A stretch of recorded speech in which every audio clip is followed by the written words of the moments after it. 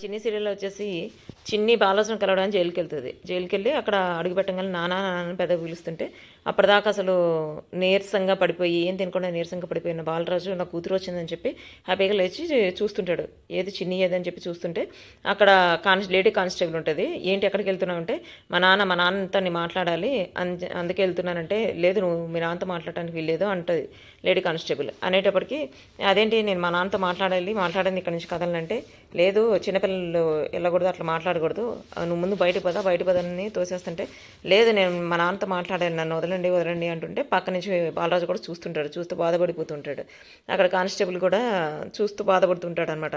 అట్లా తీసుకెళ్ళి బయట వదులుతారు. బయట అంటే స్టేషన్ బయట అట్లా వదిలితే అప్పుడే ఎస్ఐ వస్తాడు అనమాట. ఏంటి ఏమైందంటే వాళ్ళ నాన్నని చూడటానికి వచ్చింది, వాళ్ళ నాన్నతో మాట్లాడాలంటుంది. అంటే లేదమ్మా నువ్వు చిన్నపిల్లవి నువ్వు ఇట్లా వెళ్ళి మాట్లాడకూడదు, ఒక హత్య చేసిన ముద్దాయితో నువ్వు ఇలాంటి మాట్లాడకూడదు అంటే లేదు మా నాన్న హత్య చేయలేదు నాకు తెలుసు అంటది. అంటే ఏదైనా కానీ నువ్వు మాత్రం వెళ్ళకూడదు మాట్లాడకూడదు రూల్స్ ఒప్పుకోవు చిన్నపిల్లలు అట్లా నేరస్తుల దగ్గరికి వెళ్ళి మాట్లాడకూడదు అంటే లేదు నేను మా నాన్నతో మాట్లాడితే నేను ఇక్కడి నుంచి కథలను ఇక్కడే ఉంటానని చెప్పి అంటుంది.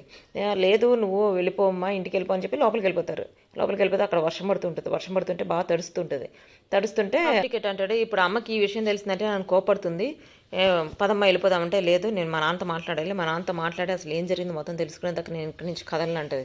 అంటే లేదమ్మా అంటే తర్వాత నా తెలుసుకోవచ్చు ముందు పదమ్మ అని చెప్పి అంటున్నా ఏం పట్టించుకోదనమాట. ఇంకొక వైపు ఏమో వీళ్ళు ఇంకా మా ఫోటో దగ్గర అట్లా బాధపడుతూనే ఉంటారు. కావ్య ఏమో ఆలోచిస్తుంటుంది. యాక్చువల్గా తనకి వస్తుంది కదా ఒక గిఫ్ట్, ఆ గిఫ్ట్ గురించి దాని గురించి ఆలోచిస్తుంటుంది. ఇట్లా ఇరుక్కుపోయానంటే ఏం చేయాలి ఇప్పుడు అని చెప్పి ఆలోచిస్తుంటుంది. బాలరాజేమో కనీసం నా కూతురుతో కూడా నన్ను మాట్లాడి